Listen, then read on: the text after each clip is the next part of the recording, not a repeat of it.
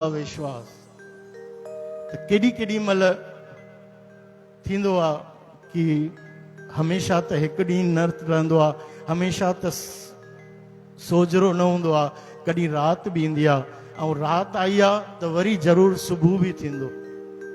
चओ राम गर्मियूं त गर्मियूं वेंदियूं बि, वरी पोइ थधि जो बि मौसम ईंदो। चओ जय श्री कृष्ण।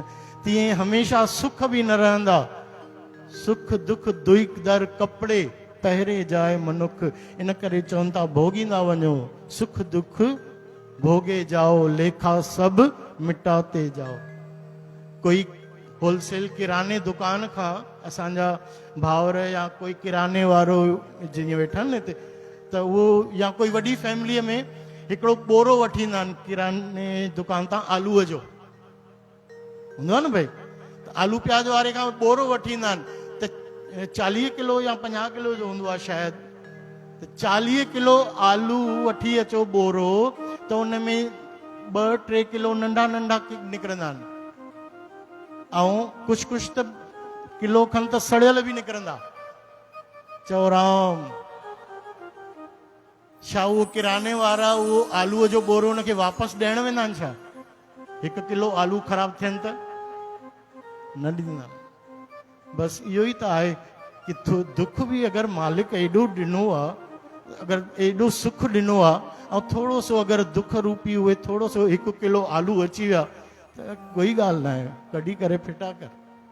चओ राम ये भी गुजर जाएगी, बाक़ी आहे त सभु छा शिकायत कयूं मालिक सां, सभु असांजे कर्मनि जो ई फल आहे।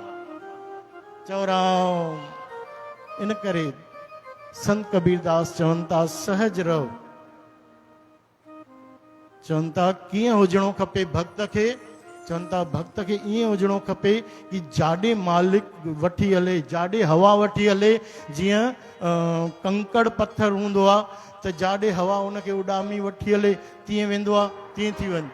पोइ वरी चवनि था न न न कंकड़ वांगुरु बि न थी, हाँ खे हुई तो क्या हुआ उड़ उड़ लागे अंग, हरिजन ऐसा चाहिए ज्यों पानी सरभंग।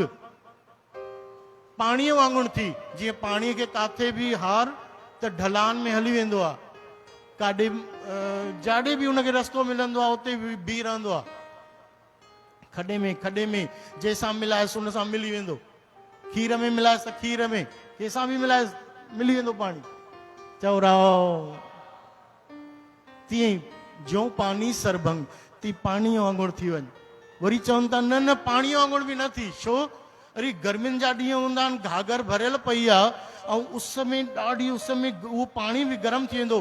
कोई माण्हू प्यासो अचे, ॾाढी प्यास हुनखे लॻी हुजे, अची करे जंहिं महिल उहो पाणी पीअंदो त छा थींदो?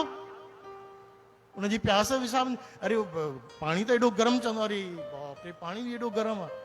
त न, पानी हुआ तो क्या हुआ सीरा ताता होए, थधो ऐं गरम थी वेंदो।